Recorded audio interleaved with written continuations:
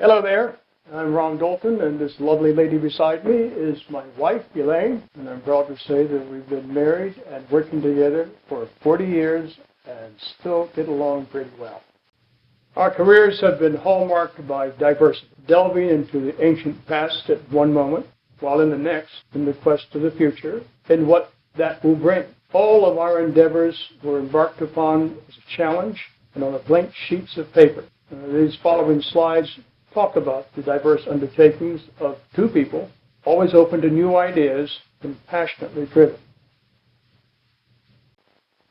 When I got out of drama school, I couldn't get a job as an actor, sorry to say, but I did get a job managing the introduction of the Peace Corps at Seattle World's Fair, which continued on into a college recruitment tour and really marked the beginning of my career.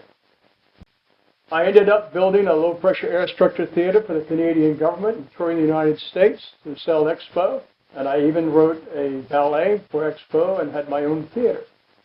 After Expo, I became the project manager for the conversion of the Queen Mary in Long Beach. Very exciting time. The ship is still sitting there all these years later, conducting tours into a very interesting past.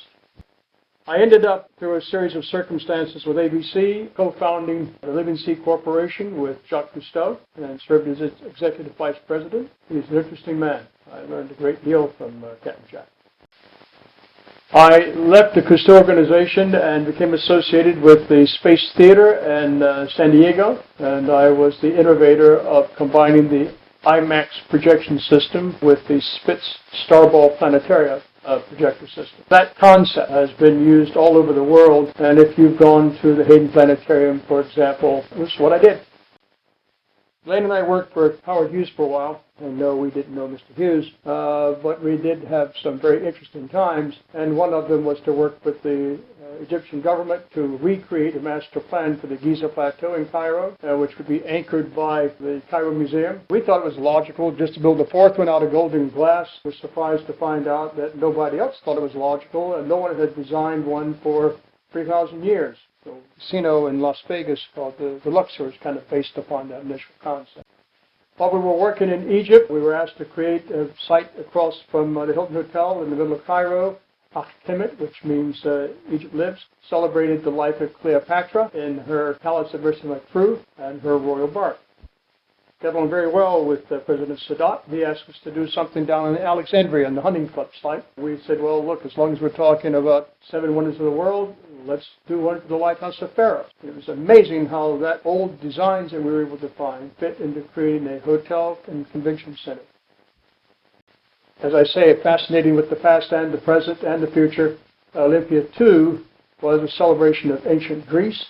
It was a stadium, a hotel, a casino, retail, and an attraction. And what made this interesting is that the stadium was surrounded by hotel rooms, and contiguous to the stadium was the retail and the casino at the rear. Nemo's Secret Harbor. I read Jules Verne from the time I was about 9 years old, and I just took all of his books and put them together and created the world that I think that he would think was the future. However, it was the world of the future in 1900. Dickens' London, same idea, different author. Here we've got a Victorian-themed attraction in really kind of a ruined building that had been empty for 40 or 50 years in Islington, but it's a really kind of a total immersion into Dickens' books. Portolano Resort is a current project, though it's on hold because nothing's happened in Las Vegas right now. And Portolano Resort is really at the age of discovery theme. All the people who left the port one day to go out to see what was on the horizon line. And again, it's a hotel, casino, retail, and an attraction. We work with the people who own the intellectual property for Erti, the designer. And this is a Art Deco themed hotel project. It is made of black glass with gold trim. Very, very sophisticated. Americana, not so sophisticated, a whole lot of fun. And what that celebrates is Saturday night in a small town in 1950. The hotel and the casino and retail are all kind of combined together and served by a passenger train if we ever get the license to be able to do that. We were working with the City Corporation of London and the London Docklands, and one of our assignments was to create a total immersion edutainment attraction, which basically posed the question, there's a future out there, are you interested and are you willing to do anything about it? One of the projects that we've been working on for a while is to recreate a luxury passenger train between downtown Los Angeles and Las Vegas. It's called the City of Lights. One day we might get that pulled together. What we are doing right now, however, is we are building a state-of-the-art automatic storage and retrieval system, which actually is a building 14 stories high, 900 feet long, all robotic-controlled system that moves 2,500-pound pallets around by robots and stores 150,000 pallets. It may not sound like the future, but it really actually is. So that's a little bit about part of what we do. As I say, I like to be very eclectic. Elaine is going to share with you now one of the companies that she founded, and I think you'll find the work that Touchstone did equally interesting.